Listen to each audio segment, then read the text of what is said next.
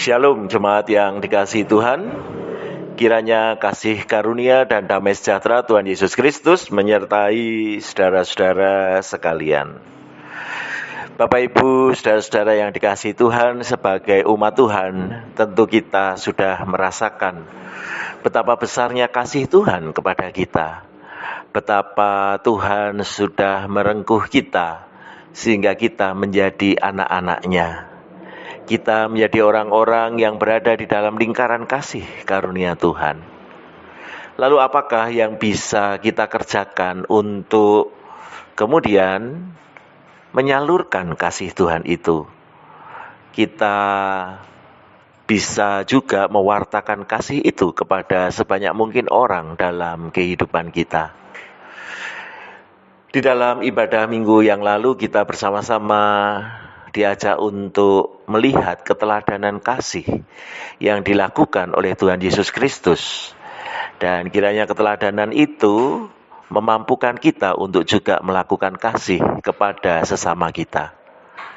Di dalam lingkup Gereja Kristen Indonesia di kota Yogyakarta ini, kita bersama-sama memiliki lembaga pelayanan masyarakat. Kita memberinya nama LPM Pelita Kasih. Memang kita berharap bahwa lembaga pelayanan masyarakat ini menjadi seperti pelita yang memancarkan kasih Tuhan bagi sebanyak mungkin orang. Dan tentu saja kita semua pun menjadi bagian dari orang-orang yang memancarkan kasih itu kepada sesama kita. Bagian menarik yang menjadi perumpamaan Yesus ketika dia merengkuh orang-orang berdosa, merengkuh pemungut cukai yang mau mendengarkan dia. Maka ada dua perumpamaan yang kemarin bersama-sama kita bahas. Walaupun di dalam Lukas 15 ada 3 perumpamaan yang bernilai sama untuk menunjukkan betapa besar kasih Tuhan kepada orang-orang berdosa. Mari kita bersama-sama melihat bahwa di dalam keteladanan Tuhan ada sikap proaktif di dalam menjangkau orang-orang yang tersesat, orang-orang yang membutuhkan pertolongan. Perumpamaan yang pertama mengajak kita untuk melihat bagaimana seorang gembala mencari dombanya yang hilang. Perumpamaan yang kedua mengajak kita untuk melihat bagaimana seorang perempuan yang mencari dirhamnya yang hilang. Dan sebenarnya kalau kita lanjutkan ke perumpamaan yang ketiga, bagaimana seorang ayah dengan sungguh-sungguh menantikan anaknya yang hilang itu kembali. Nah, di dalam 3 kisah yang setara ini kita sebenarnya ada melihat satu kesamaan keteladanan kasih Tuhan, yaitu kasih yang proaktif, kasih yang bersedia memberi diri untuk menjangkau orang-orang yang terhilang itu. Di dalam perumpamaan yang pertama kita melihat sang gembala itu adalah gembala yang proaktif mencari dombanya. Bahwa dialah yang kemudian melihat bahwa ada 1 ekor dari 100 ekor yang dia miliki dan ternyata belum sampai di kandangnya. Maka gembala itu mencari dengan sungguh-sungguh. Dia berusaha untuk menemukan domba yang sesat itu sampai menemukannya dan kemudian menggendongnya bersukacita atas penemuan yang dia dapatkan. Perumpamaan yang kedua juga menunjukkan kepada kita bahwa perempuan itu yang kehilangan 1 dirham di antara 10 dirham yang dia punyai, dia juga melakukan tindakan proaktif.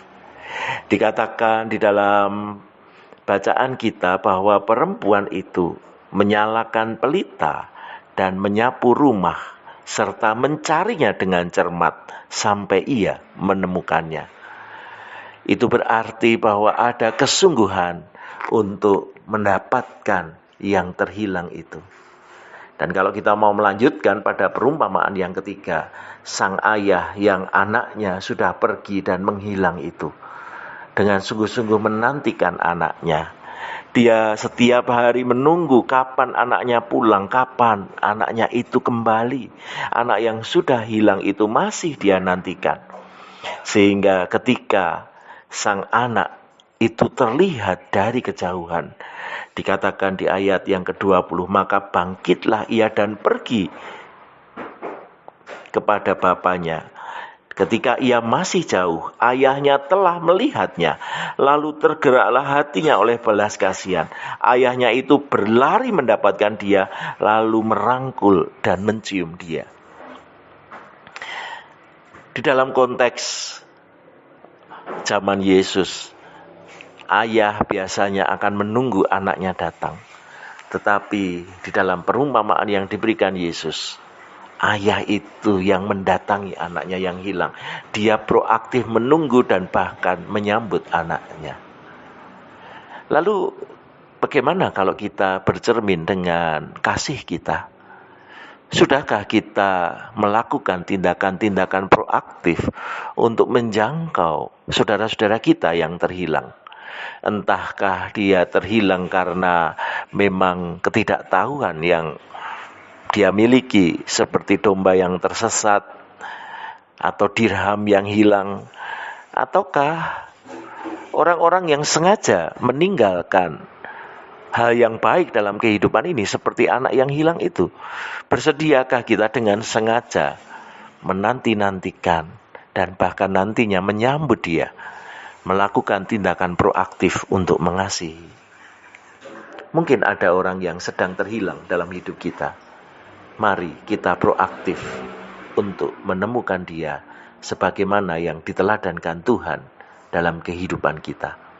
Kiranya Tuhan memampukan kita semua. Amin.